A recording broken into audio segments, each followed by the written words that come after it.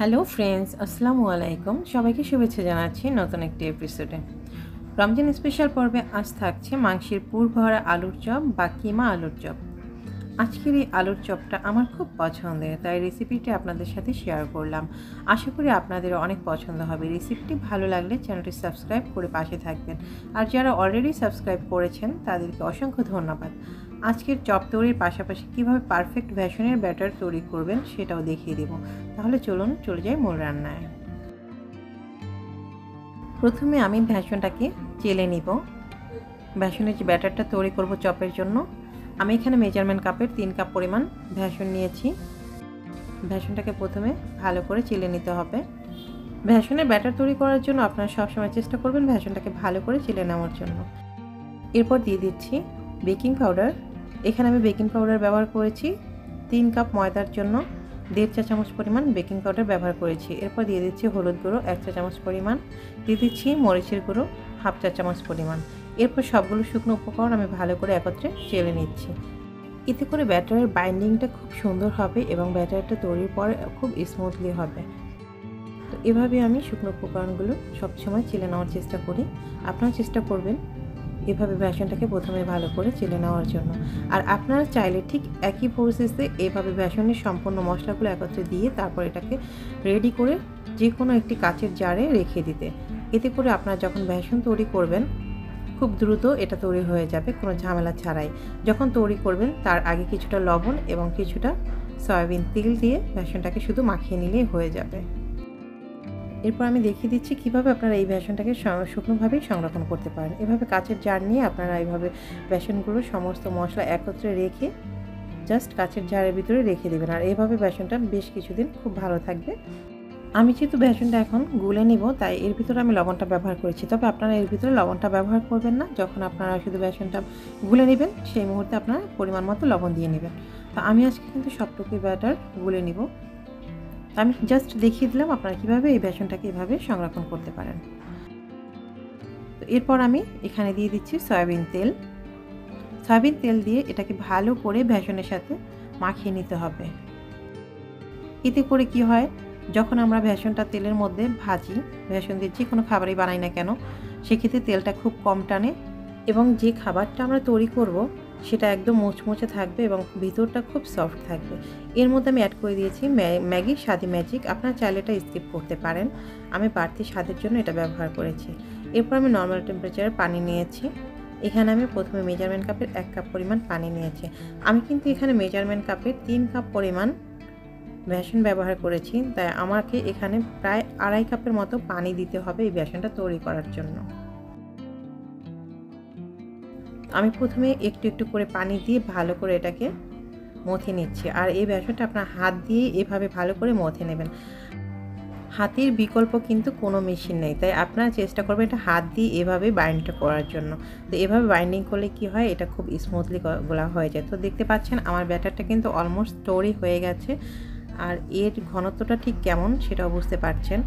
তারপর আমি এখানে আপনাদেরকে দেখিয়ে দিচ্ছি, এটা আপনি যখন ঘনত্বটা বুঝবেন যে আপনার ব্যাটারটা কিভাবে তৈরি হয়েছে কিনা, এই যে আমি একটি চামচের সাহায্যে আপনাদেরকে উঠিয়ে দেখিয়ে দিচ্ছি, অথবা আপনি একটা হাতের আঙুলও এর ভিতরে জাস্ট একটু চুবিয়ে দেখতে পারেন যে আপনার আঙুলটার ভিতরে এটা কোট করা হয় কিনা। তো এরপর এখানে আমি নিয়েছি আরেকটি বাটি নিয়েছি, তার ভিতরে নিয়েছি মিডিয়াম সাইজের 3টি সিদ্ধ আলু নিয়েছি। এটাকে আমি ভালো করে ম্যাশ করে নিচ্ছি। তো এই আলুটা কিন্তু খুব ভালো করে ম্যাশ করতে হবে, এর ভিতরে যেন কোনো প্রকার দানা দানা ভাব না থাকে সেটা লক্ষ্য করবেন।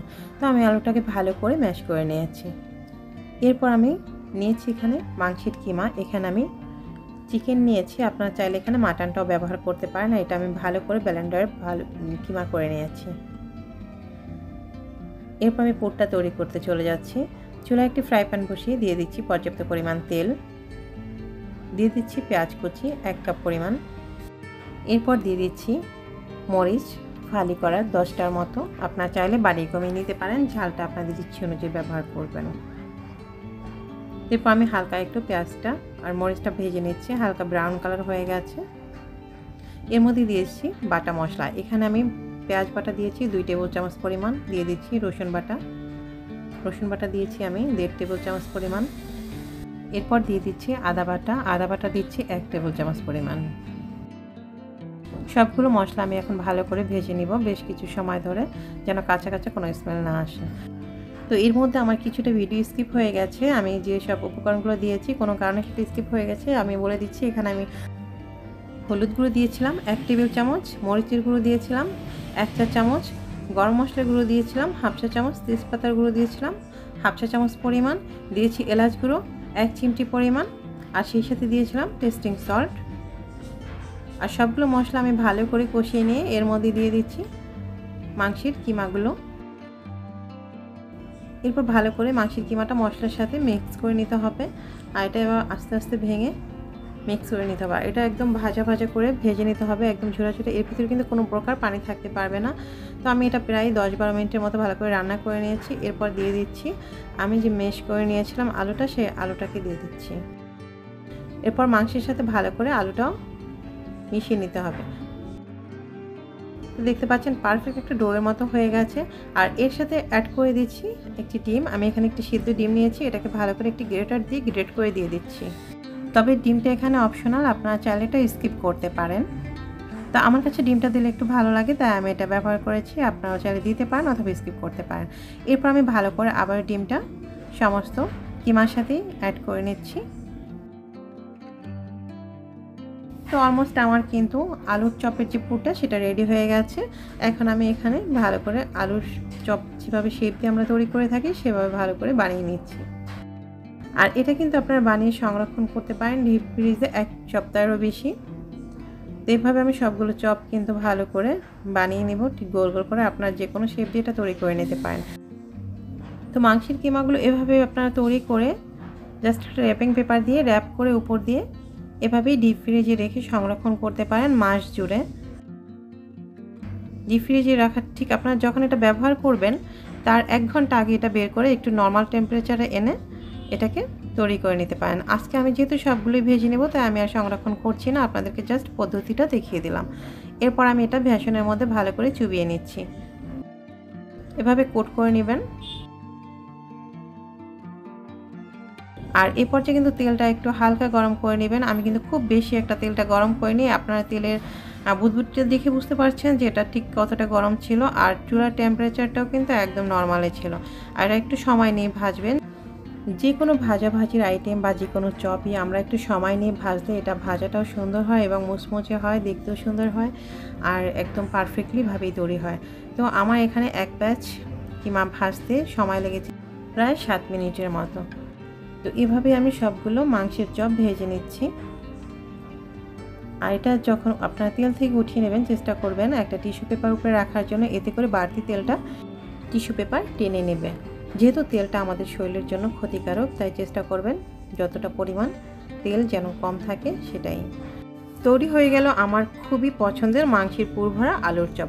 আশা করি আপনাদেরও অনেক ভালো লাগবে, বাসায় একবার হলেও ট্রাই করবেন। তো আজকের ভিডিওটি কেমন লাগলো সেটা অবশ্যই কমেন্ট বক্সে জানাবেন। ভিডিওটি ভালো লাগলে আমার চ্যানেলটি সাবস্ক্রাইব করবেন। সবাই ভালো থাকবেন, সুস্থ থাকবেন।